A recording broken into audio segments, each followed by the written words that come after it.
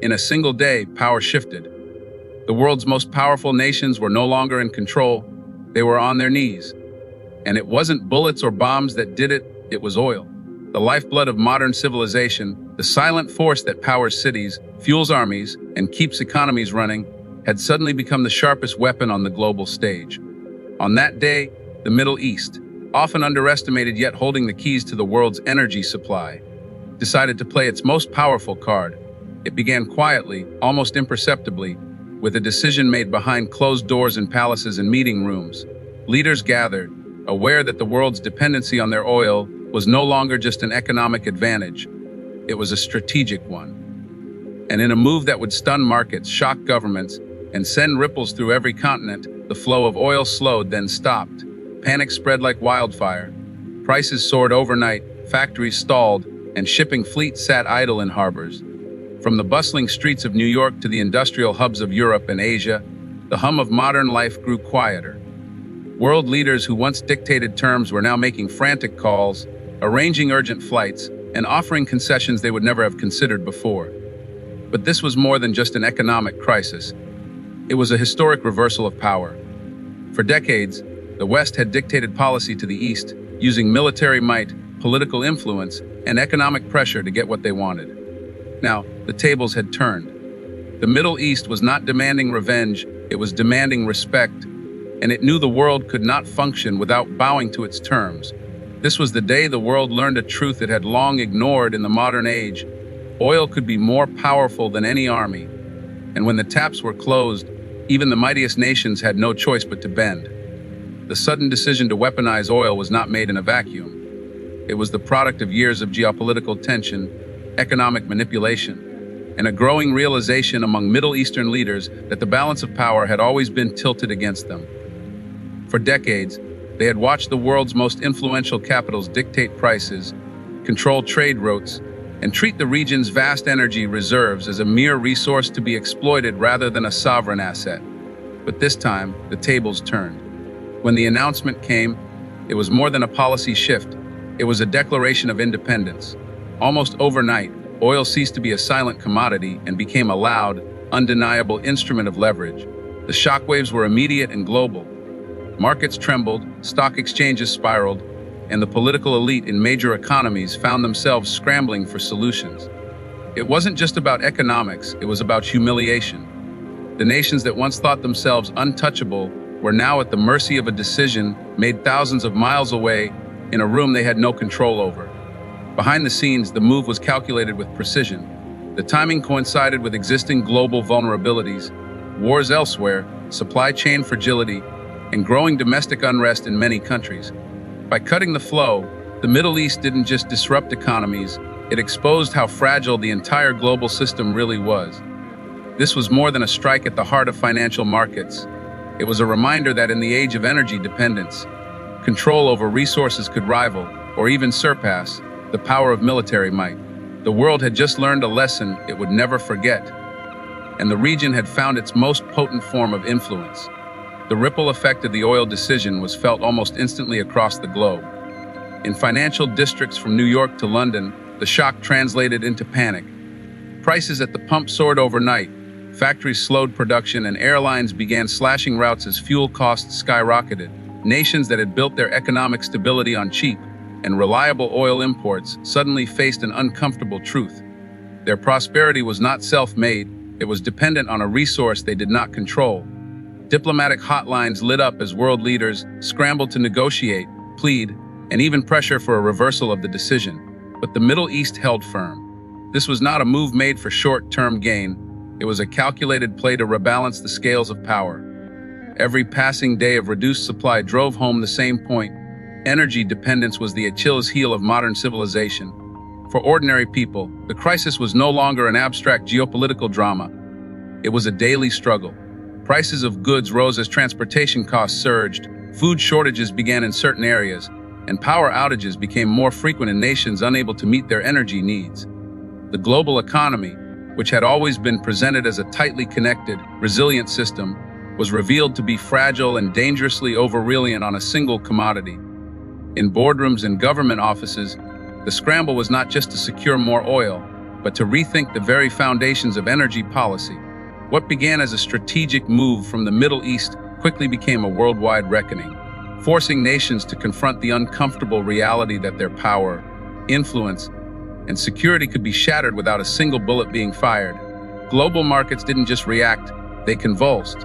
Stock exchanges plunged as energy companies saw wild swings in value, investors pulled out of risky positions, and currencies tied to oil imports lost strength almost overnight. The shock was not limited to energy-related sectors. Technology firms, manufacturing giants, and even agricultural markets felt the ripple. Every product, every supply chain, and every service that depended on transportation or manufacturing suddenly became more expensive, and inflation began creeping into economies that had long prided themselves on stability. Meanwhile, in oil-rich nations, the mood was vastly different. Revenues surged, giving governments unprecedented leverage to fund domestic projects, bolster military capabilities, and expand their influence abroad. But for oil-importing nations, desperation grew. Some began tapping into their strategic reserves, but those supplies were finite and the clock was ticking. The dependence on Middle Eastern oil was not just an economic vulnerability, it was now a geopolitical liability. International alliances started to fracture under the pressure. Nations that had previously stood side by side began competing for access to dwindling supplies, offering trade deals, military aid, and even political concessions in exchange for priority treatment. Old rivalries re-emerged, and the energy crisis exposed the uncomfortable reality that solidarity among nations often evaporates when survival is at stake. For the Middle East, this was more than just a display of economic muscle. It was a reminder to the world that the levers of modern power don't always come from military might. Sometimes, they come from controlling the single resource that keeps the engines of civilization running. And on that day, the world learned the cost of ignoring where its lifeblood truly flowed. While the rest of the world scrambled to secure supplies, the streets of Middle Eastern capitals buzzed with a rare sense of collective confidence. Leaders who were once forced to defend their policies on the global stage now found themselves in a position to dictate terms. High-level delegations from the most powerful countries arrived, not to lecture or pressure, but to negotiate and often to plead. Deals were no longer decided in distant Western boardrooms. They were forged in the palaces and ministries of oil-producing nations. The shift was more than economic, it was psychological. For decades, much of the Middle East had been treated as a chessboard for global powers, with outside nations moving the pieces. But now, the roles had reversed. Oil wasn't just a resource. It had become a weapon of influence, capable of reshaping diplomatic priorities and rewriting the balance of power. This newfound leverage gave Middle Eastern nations the confidence to push back against long-standing demands from the West. Trade agreements were renegotiated, sanctions were challenged, and foreign military involvement in the region was openly questioned. Even regional rivalries took on a different tone as leaders began to recognize the collective strength they wielded when their interests aligned. The message was unmistakable: control over oil meant control over the pace of the modern world. The economies, militaries, and even political systems of faraway nations could be slowed, stalled, or accelerated depending on decisions made in a handful of Middle Eastern capitals. For once, it was the rest of the world that was forced to adapt, and the Middle East that held the pen to write the next chapter of global power. As the crisis deepened, the ripple effects extended far beyond fuel prices. Industries ground to a halt, supply chains fractured, and stock markets trembled under the weight of uncertainty. Nations that once projected unshakable confidence were suddenly issuing public pleas for cooperation, their leaders balancing between domestic unrest and diplomatic humiliation. Ordinary citizens in distant countries began to feel the sting: empty fuel pumps, skyrocketing transportation costs, and shortages of everyday goods. For the Middle East, this was not simply an economic standoff, it was a demonstration of strategic patience and timing. The power of oil had always been acknowledged, but rarely had it been exercised with such precision. It was a calculated reminder that the modern world's engine does not run on ideology or military might, it runs on energy, and that energy could be controlled. What made this moment so significant was the way it shattered long-standing assumptions. The narrative of dependence had always been framed as the Middle East relying on global markets, but now the truth was undeniable. The markets depended on the Middle East. Boardrooms and government offices across the globe scrambled to reconsider their alliances, diversify their resources, and rethink the fragility of their power structures. This wasn't just a lesson in economics, it was a lesson in leverage. By understanding the value of their resources and uniting in their approach, Middle Eastern nations had turned decades of geopolitical pressure into a rare moment of dominance. It was a turning point that proved that in the interconnected world, control over the essentials doesn't just influence the future, it defines it. And in that defining moment, the world was left with no choice but to adjust to the Middle East's terms. In the aftermath of the crisis, the true magnitude of the event began to sink in. The Middle East had not only altered the economic balance, but had redefined the very rules of global engagement. Energy diplomacy became the new language of power, and oil-producing nations found themselves courted with unprecedented urgency.